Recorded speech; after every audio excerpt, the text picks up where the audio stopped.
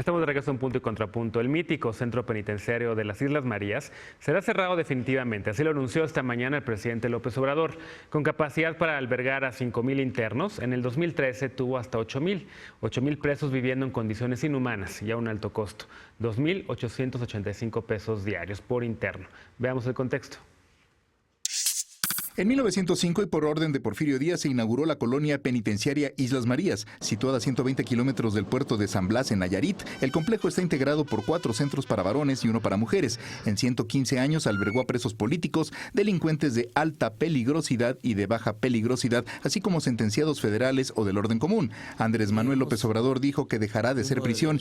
De los 659 internos, 200 serán liberados y el resto reubicados en otros penales. La medida significará un ahorro de 727 millones de pesos. Durante el siglo XX, los presos podían vivir con sus familias y a cambio trabajar, pero el costo lo hizo inviable. Gradualmente, los presos fueron liberados y se dejaron de enviar nuevos internos, de acuerdo con la investigadora Catalina Pérez Correa. En los gobiernos de Felipe Calderón y de Enrique Peña Nieto, se reactivaron proyectos para albergar presos de alta peligrosidad, pero en ambas ocasiones fueron abandonados. Según un reporte del CIDE, llegó a tener 8,000 internos, pero luego de un motín registrado en 2013 se abandonó la iniciativa. En los últimos años, los reos debían acreditar una condena mínima de 2 años, ser de baja peligrosidad, estar sanos, tener entre 20 y 50 años y ser de bajos ingresos. López Obrador dijo que el cierre del penal es simbólico y pone fin a un siglo de castigos, tortura y represión. Va a ser una isla para los niños y para los jóvenes, para ir a conocer, desde luego, la historia de cómo esos modelos de castigo deben ir desapareciendo. La Secretaría de Seguridad Pública y Protección Ciudadana es responsable de la administración del Sistema Penitenciario Federal, donde según el Diagnóstico Nacional de Supervisión Penitenciaria, en 2017 hubo 108 homicidios en prisiones mexicanas. Las principales causas son la falta de personal y el hacinamiento y sobrepoblación, así como la falta de prevención y atención de incidentes violentos y las condiciones de autogobierno, cogobierno con los presos violentos y las condiciones de autogobierno, cogobierno con los presos. Punto y contrapunto. Tercer tema de discusión, y la verdad es que creo que hay mucha tela de donde cortar para este tema, ¿no? Por un lado está, evidentemente, hablar del sistema penitenciario en México. Es una buena oportunidad para ello, un sistema que está roto, un sistema que si alguien ha visitado alguna cárcel y ha visto las condiciones en las que viven las internas y los internos, está para llorar.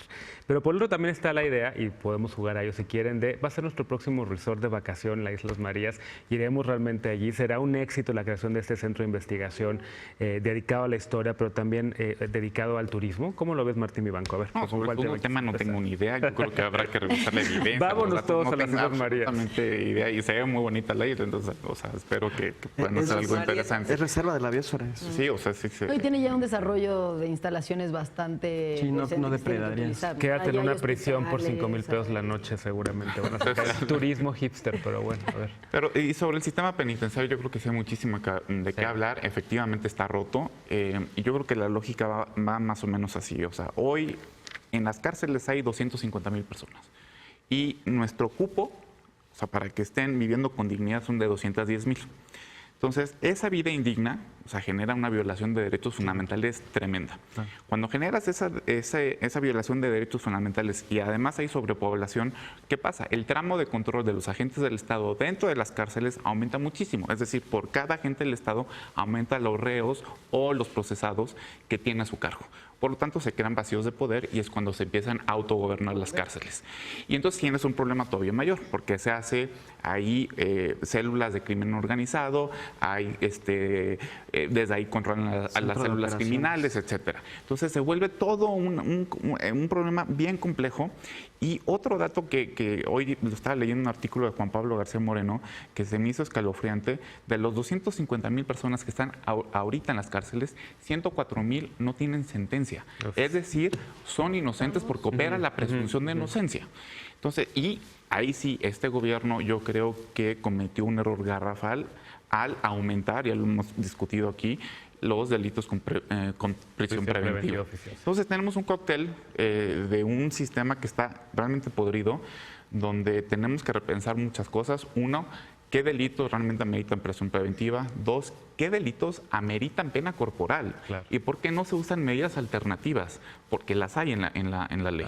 Entonces, yo creo que es un buen momento para entrar al tema y ojalá el presidente López Obrador lo haga. Y 3, cómo reformar el sistema penitenciario. Hay quien ¿Cuál dice es la que debe ser función privado en social lugar de de la público. cárcel? Habías levantado la mano privado, primero. Es que hay quienes están Fernando defendiendo ese García Luna enfoque lo empezó también. en Sí, el sexenio de exactamente. Calderón, qué horrible, salgan de ahí. Sí, a ver, a mí sí me parece absolutamente contradictorio, por un lado, decir que se va a clausurar una cárcel por las condiciones, etcétera, y por el otro lado decir que se va a aumentar este catálogo. Creo que el manejo que ha hecho este gobierno, decir vamos a aumentar la lista de delitos graves, socialmente genera una sensación de que va a haber más justicia, que porque el delito sea grave, entonces ya se le va a perseguir, cuando en realidad lo único que significa es que van a meter a la cárcel a la gente sin juicio, ¿no? Y que probablemente nunca tenga juicio y probablemente a cualquier persona le puedan decir que era guachicolero porque lo vieron sin que haya habido testigos, sin que haya habido evidencia y se pase 10, 15 años en la cárcel, como hemos visto tantas historias en este país, ¿no? Estamos hablando que el 35%, 40% de la población penitenciaria no tiene una sentencia, ¿no? Entonces son inocentes. El caso de las Islas Marías es un caso paradigmático, ¿no? Llega el presidente y dice, bueno, hay 600 internos, de estos 600 vamos a reubicar a 400 y 200 van a salir libres, porque no tienen sentencia. Bueno, de entrada yo no sé cómo un presidente con qué facultades puede decir que 200, ya, sin un juez de por medio, puede decir que esos 200 ya van a salir libres, ¿no? ¿Y por qué esos 200? Digo, qué bueno, me da mucho gusto por esos 200, porque no teníamos que estar ahí, pero digamos, tenemos a otros 104,000 en el resto del país. Entonces, estas decisiones que de pronto parecen como de alcaldía, ¿no? Así de que reparen eso y denle 5,000 pesos a fulanito que cumplió años, ¿no? Que sin ninguna evidencia, sin ningún documento, como de benefactor, que sí me parece raro, ¿no? Porque las Islas Marías, entiendo que tiene una historia de tortura, que tiene una historia de condiciones de hacinamiento, etcétera, pero que en los últimos años se había convertido justo, por lo que reportan muchos de los internos, en un premio para los internos, ¿no? Aquellos que tenían mejor comportamiento iban a las Islas Marías, aquellos que tenían, que estaban en esta etapa antes de salir en libertad, los llevaban a las Islas Marías, justo porque tenían ya en esta última etapa, estoy hablando de los últimos 5 años, pues una sensación de libertad, ¿no? Finalmente estaban frente al mar, en la playa, no estaban encerrados, me parece que había 5 espacios, 3 de ellos eran para personas que habían cometido delitos intermedios o bajos, y estas personas podían estar libremente, digamos, caminando, no tenían que estar encerrados en una celda, tenían trabajos bastante dignos, tenían ahí una salina en la que podían trabajar, ¿no? Tener funciones productivas, no únicamente oficios, sino para gente con mayor capacidad. Es decir, era un modelo que pudiera haber funcionado. A ver, no estoy en contra de que se cierre, entiendo que puede haber elementos, simplemente es una vez más estas decisiones que se toman como sin decir por qué esa, por qué. Se están tomando así como ocurrencias. No, Perdón, lo quiso decir, pero él lo casi había anunciado desde la campaña y Pero tiene es un que rato lo con haya ese anunciado proyecto. desde antes no quiere decir que... Este fin de semana sucedieron 2 cosas que tienen que ver con la perspectiva de modificar el régimen penitenciario, que coincido está rebasado, podrido y es un foco rojo para el país. No solamente el anuncio del cierre de las Islas Marías, sino la liberación de presos políticos que se ha venido dando despacio, pero se está dando de manera paulatina en el país. Liberaron este fin de semana a 6 de 11 presos políticos que estaban por una acusación en Hidalgo, ¿no? de haber asesinado a un empresario, en el Estado de México, perdón. Entonces, creo que se está avanzando en ese proceso en el que, ya decía Martín, hay una cantidad impresionante de gente que está detenida, sobre todo indígenas, que están detenidos porque no tuvieron un debido proceso, porque no han sido sentenciados, etcétera.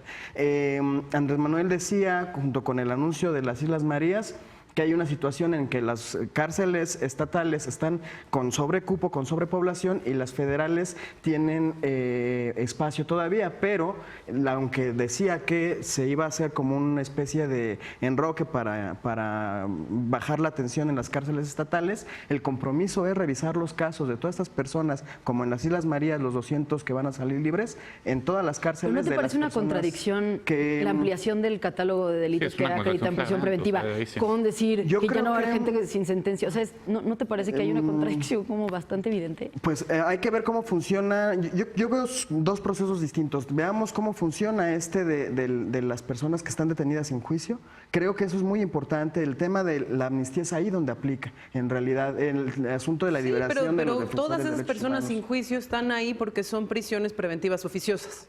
Es decir, puedes meter a la cárcel a alguien para investigar si es culpable o no del delito que se le imputa, muchas veces sin imputarle un delito, simple y sencillamente bajo la sospecha de haber cometido un delito generalmente asociado a delincuencia organizada, porque esa herencia nos dejó el gobierno de Calderón de poder ampliar la prisión preventiva oficiosa y el arraigo para utilizarlo de manera indiscriminada sobre la pura sospecha de actuación de crimen organizado, que sí es plenamente contradictoria. O sea, si vamos a celebrar que va a haber excarcelación de ciertos casos, sobre todo de aquellos en donde no ha habido una sentencia y no se ha actuado y no se ha podido comprobar con la diligencia ministerial que esa persona es imputable y por lo tanto culpable después del juicio, lo que no podemos hacer es celebrar que al mismo tiempo nos va a ampliar el número de conductas que van a meritar que las personas lleguen a la cárcel en el primer lugar, porque hay un sistema penal acusatorio que tiene una serie de medidas cautelares que pueden hacer que de todos modos el proceso penal no se detenga sin que la persona necesariamente tenga que pisar la cárcel, y eso puede llevar desde las pulseritas, estas monitores, hasta las firmas diarias, hasta,